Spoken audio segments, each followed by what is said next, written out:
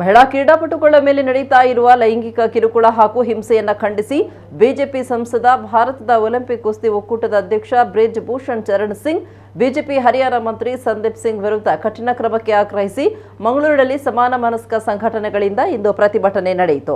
ಅಖಿಲ ಭಾರತ ಪ್ರತಿಭಟನಾ ಪ್ರದರ್ಶನ ದಿನವಾಗಿ ನಗರದ ಕ್ಲಾಕ್ ಟವರ್ ಬಳಿ ಹಮ್ಮಿಕೊಳ್ಳಲಾದ ಈ ಪ್ರತಿಭಟನೆಯಲ್ಲಿ ಮಹಿಳಾ ಕ್ರೀಡಾಪಟುಗಳ ವಿರುದ್ಧ ದೌರ್ಜನ್ಯ ನಡೆಸಿದವರ ವಿರುದ್ಧ ಕಠಿಣ ಕ್ರಮ ಕೈಗೊಳ್ಳುವಂತೆ ಪ್ರತಿಭಟನಾಕಾರರು ಸರ್ಕಾರವನ್ನು ಒತ್ತಾಯಿಸಿದರು. ಈ ಸಂದರ್ಭ ಸಿಪಿಐಯ ಮುಖಂಡ ಸುನಿಲ್ ಕುಮಾರ್ ಬಜಾಲ್ ಸೇರಿದಂತೆ ವಿವಿಧ ಸಂಘಟನೆಗಳ ಮುಖಂಡರು ಪ್ರತಿಭಟನೆಯಲ್ಲಿ ಪಾಲ್ಗೊಂಡಿದ್ದರು.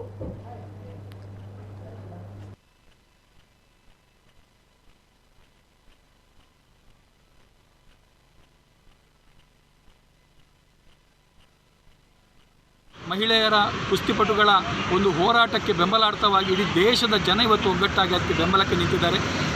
ಈ ದೇಶದ ಅನ್ನದಾತರು ರೈತರು ಭಾರಿ ದೊಡ್ಡ ಮಟ್ಟದಲ್ಲಿ ಬೆಂಬಲ ಕೊಟ್ಟಿದ್ದಾರೆ.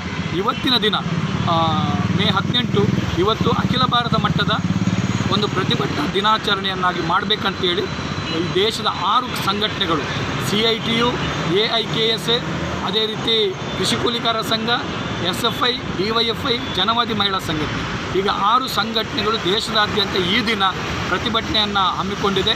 ಏನು ಬಹಳ ಮುಖ್ಯವಾಗಿ ಅದಕ್ಕೆ ಸಂಬಂಧಪಟ್ಟಂಥ ಅದರ ಆರೋಪಿ ಯಾರಿದ್ದಾರೆ ಬ್ರಿಜ್ ಭೂಷಣ್ ಸಿಂಗ್ ಅಂತ, ಅದರ ಕುಸ್ತಿ ಫೆಡರೇಷನ್ನ ಅಧ್ಯಕ್ಷರಾಗಿರ್ತಕ್ಕಂಥ ಬ್ರಿಜ್ ಭೂಷಣ್ ಸಿಂಗ್ರನ್ನು ಇವತ್ತು ಅವರ ಮೇಲೆ ಕಠಿಣವಾದಂಥ ಕ್ರಮಗಳನ್ನು ಕೈಗೊಳ್ಳಬೇಕು.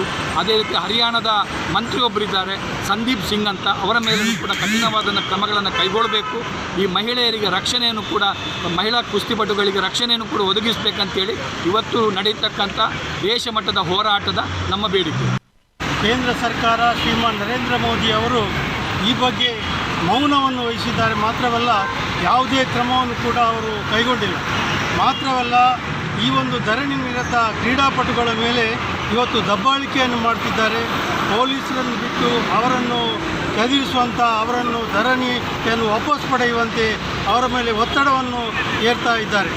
ಆದ್ದರಿಂದಾಗಿ ಇವತ್ತು ನಮ್ಮ ದೇಶದ ಎಲ್ಲ ಶಾಂತಿಪ್ರಿಯ ಜನತೆ, ಇವತ್ತು ಎಲ್ಲ ಸಂಘಟನೆಗಳು ಕೂಡ ಈ ಒಂದು ಕೃತ್ಯವನ್ನು ಖಂಡಿಸಿ ಕೂಡಲೇ ಅವರನ್ನು ಬಂಧಿಸಬೇಕು. ಯಾರು ಅದಕ್ಕೆಲ್ಲ ಕಾರಣಕರ್ತರಾಗಿದ್ದಾರೆ ಅವರನ್ನು ಬಂಧಿಸಬೇಕು, ಮತ್ತು ಈ ಕ್ರೀಡಾಪಟುಗಳಿಗೆ ನ್ಯಾಯ ಒದಗಿಸಬೇಕು ಅಂತ ಹೇಳಿ ಇವತ್ತು ಪ್ರತಿಭಟನೆಯನ್ನು ಮಾಡ್ತಾ ಇದ್ದಾರೆ.